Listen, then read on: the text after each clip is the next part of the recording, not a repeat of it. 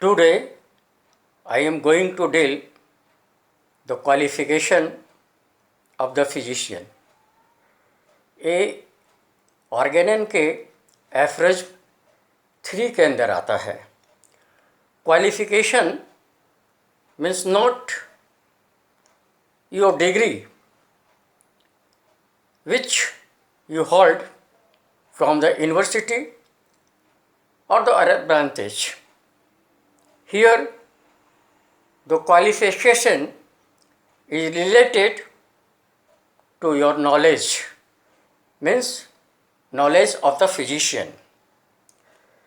That is knowledge of the physician. Without knowledge, how you can treat the patient?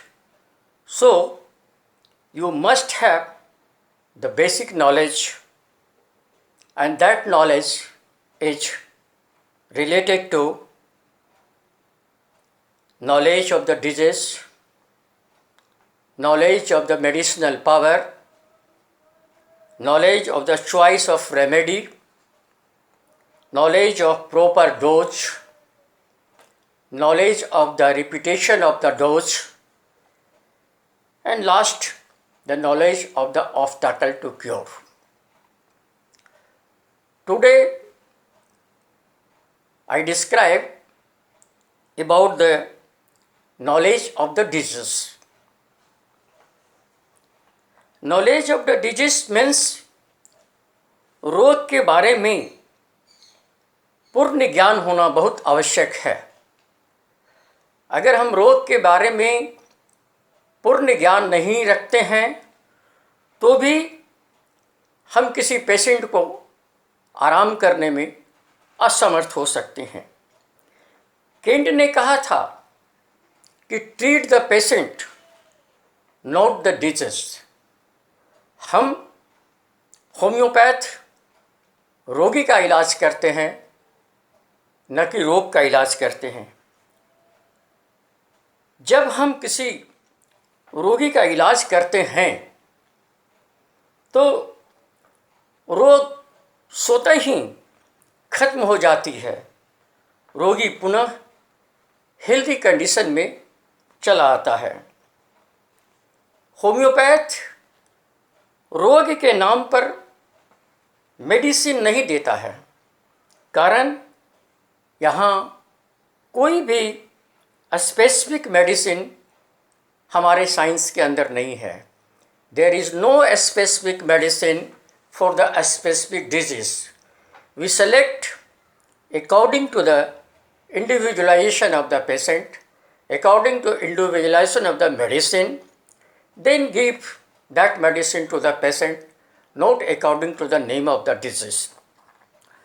रोगी के पूर्ण लक्षण को लेकर फिर हम एक दवा का चुनाव करते हैं और उसी से वह स्वस्थ हो जाता है. तो यह प्रश्न उठता है कि treat the patient not the disease है तो नॉलेज ऑफ डिजीज की आवश्यकता क्यों पड़ी? जब तक हमें डिजीज के बारे में अच्छा ज्ञान न होगा तो भी हम किसी रोग को क्योर नहीं कर सकते हैं, उसे सप्रेस कर सकते हैं, उसे पैलिएट कर सकते हैं, मगर क्योर कभी नहीं कर सकते हैं.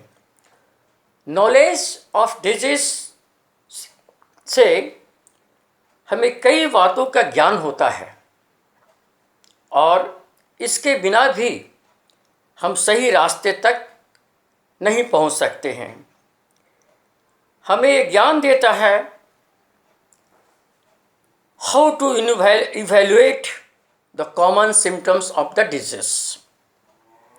जब हम किसी पेशेंट का ट्रीटमेंट करते हैं तो उससे हम उसके सारे सिम्टम्स को नोट करते हैं और वो जो सिम्टम्स होते हैं वो जनरली 3 तरह के सिम्टम्स हम नोट करते हैं किसी भी पेशेंट से.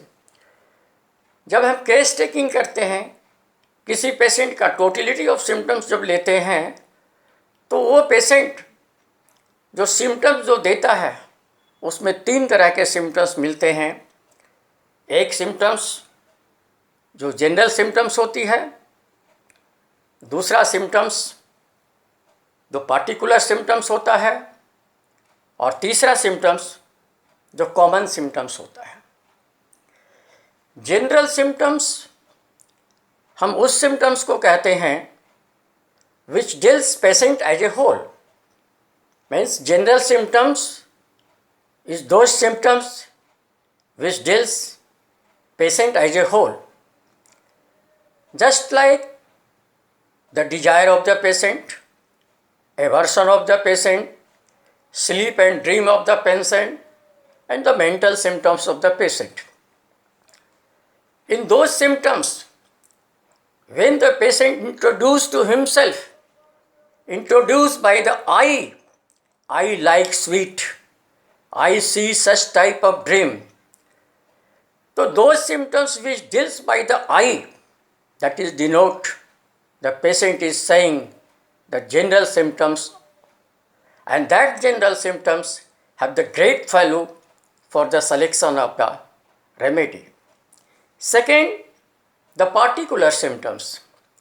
The particular symptoms is those symptoms which deals the particular parts of the body. When the patient say, my eye is suffering from such and such complaint, my stomach is suffering from such and such complaint, it means the patient is denoted the particular symptoms, because that symptoms is related for the particular organ of the body, particular part of the body. So these symptoms, the particular symptoms have the value, but not the first grade of value, but it is the second grade of value. And third is the common symptoms. Common symptoms is those symptoms which deals the symptoms of the disease, symptoms of the suffering of the disease. Suppose a patient is suffering from the jaundice, and he say that I have dryness of the mouth, I have thirst, I am passing the profuse urine. It denotes the patient is suffering from the diabetes. If a patient is saying, my eye is yellow, my urine is yellow, I am passing the white color of a stool, it means suspected the patient is suffering from the jaundice. So those symptoms which deals the symptoms of the disease, that is the common symptoms, and the common symptoms of no value for the selection of the remedy. Only help the diagnosis of the disease, not help to diagnosis of the medicine. So first grade general symptom, second grade particular symptoms, and the third grade is the common symptoms. And we homeopath more depend upon the general symptoms. We homeopath more depend if the general symptoms is combined with the particular symptom, then very good result get. और हम ये जो disease के बारे में जो ज्ञान रखते हैं, डिजीज़ के बारे में जो जानने की जो कोशिश करते हैं, ये हमारा सब्जेक्ट प्रैक्टिस ऑफ मेडिसिन के द्वारा आता है। जितने हमारे प्रैक्टिस ऑफ मेडिसिन का नॉलेज मुझे ज़्यादा होगा, जितना अधिक हमें प्रैक्टिस ऑफ मेडिसिन का ज्ञान होगा, उतना ही अच्छा हम प्रिस्क्राइबर बन सकते हैं।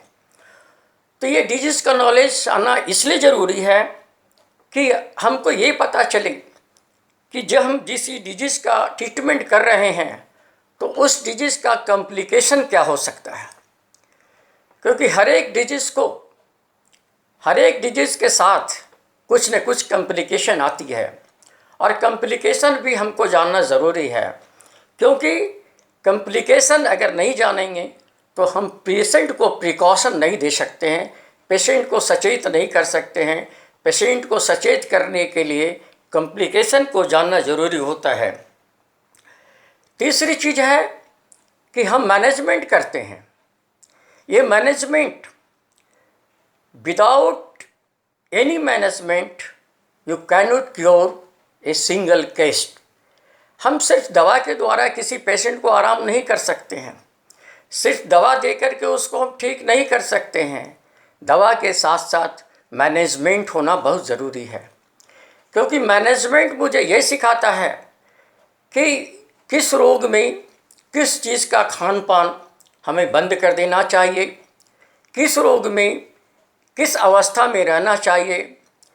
अगर एक पेशेंट को फीवर लगा हुआ है और वो नदी में स्नान करना चाहता है और स्नान करने के बाद उसका फीवर कभी जा नहीं सकता है, इसलिए उस पेशेंट को स्नान करने के लिए बंद करना पड़ेगा। अगर कोई पेशेंट डायबिटीज़ से सफ़र कर रहा है तो उसको कहना पड़ेगा कि इसमें शुगर नहीं खाओ, उसमें इस तरह का चीज़ नहीं खाओ। अगर कोई जॉन्डिस से सफ़र कर रहा है तो हमको कहना पड़ता है कि इसमें फ़ैट नहीं खाओ और इसमें ऑयली सब्सटेंस नहीं खाओ। चौथी चीज़ है प्रोग्नोसिस ऑफ द डिजीज। ये बहुत ही इम्पॉर्टेंट चीज़ है प्रोग्नोसिस, क्योंकि प्रायः हम देखते हैं कि हमारे पास कोई भी पेशेंट जब ट्रीटमेंट कराने के लिए आता है तो सबसे पहले वो ये पूछता है कि डॉक्टर साहब, हमारा पेशेंट को आराम होने में कितना वक्त लगेगा, कितने दिन में हमारा पेशेंट ठीक हो जाएगा। ये प्रोग्नोसिस कहाँ से सीखते हैं? ये प्रोग्नोसिस हम नॉलेज ऑफ डिजीज़ के द्वारा ही सीखते हैं।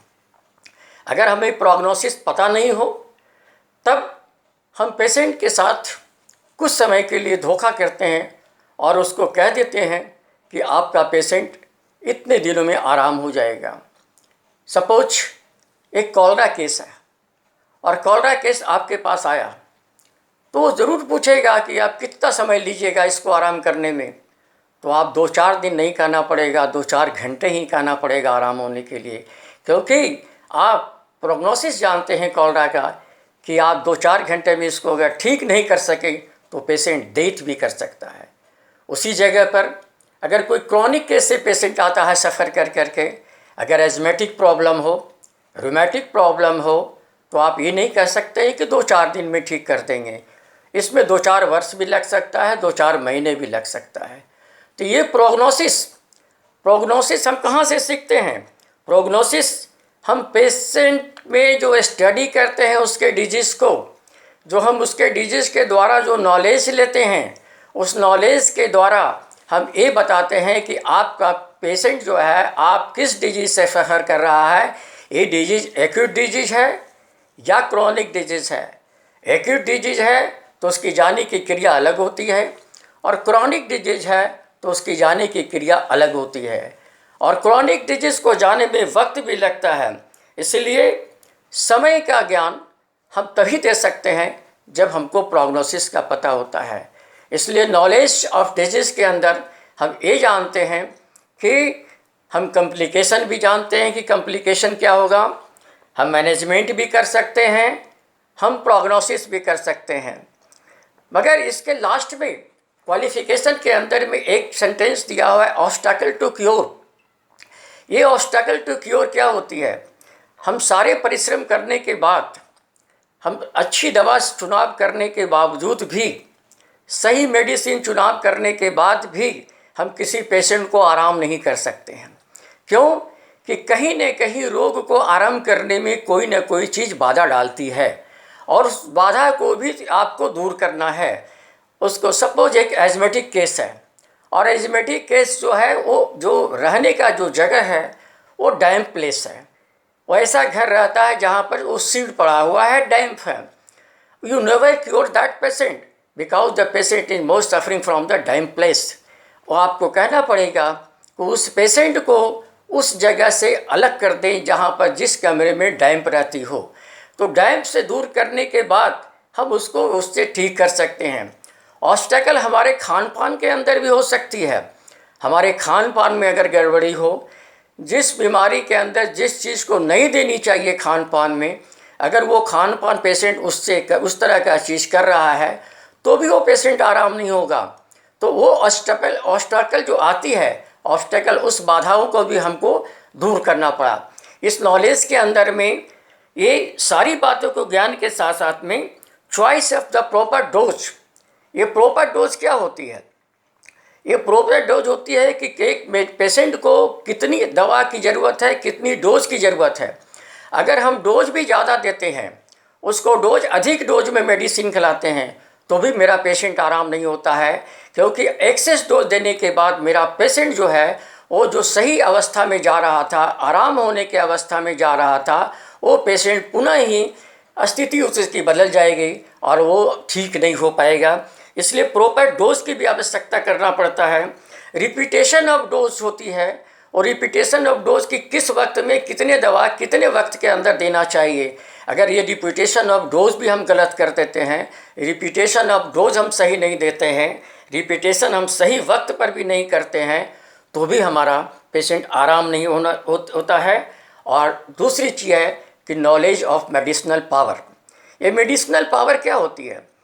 हम मेडिसिन की क्रिया को जानना ज़रूरी है, क्योंकि हम जानते हैं कि जिस मेडिसिन में जिस बीमारी को पैदा करने की शक्ति है, उसी बीमारी में उसको आराम करने की भी शक्ति है। तो ये अब मटेरिया मेडिका के द्वारा जो जो सिम्टम्स पढ़ते हैं, वो सिम्टम्स क्या है? नॉलेज ऑफ द रेमेडी है। उस नॉलेज ऑफ रेमेडी के द्वारा ही हम सिलेक्शन करते हैं according to the symptoms of the patient. इसलिए नॉलेज ऑफ डिजीज जानना जरूरी है, नॉलेज ऑफ मेडिसिन जानना जरूरी है, रिपीटेशन ऑफ डोज भी जानना जरूरी है, प्रॉपर डोज देना ज़रूरी है, और ऑब्स्टेकल टू क्योर भी जानना जरूरी है। इसलिए ये थर्ड एफरोज जो है नॉलेज ऑफ डिजीज, ये third qualification of the physician must learn, must guide to homeopath to the better achievement in your treatment. सभी से आग्रह है कि ये नॉलेज ऑफ डिजीज़ जो है उसको अच्छी तरह से पढ़ें, अच्छी तरह से अध्ययन करें, अच्छी तरह से समझने की कोशिश करें, और सारे विषयों का ज्ञान होने के बाद ही आप किसी पेशेंट को अच्छी तरह से ट्रीटमेंट कर सकते हैं। इसलिए सारी बातों को ज्ञान होना ज़रूरी है। नॉलेज का मतलब ये नहीं होता है हमारा डिग्री सिर्फ साथ होती है, डिग्री के साथ साथ हमारा क्वालिफ़िकेशन होना ज़रूरी है, और ये क्वालिफ़िकेशन हमारे ज्ञान से संबंध है।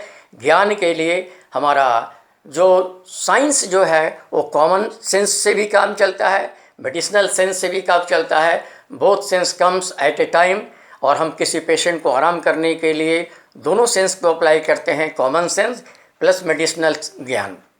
Thank you.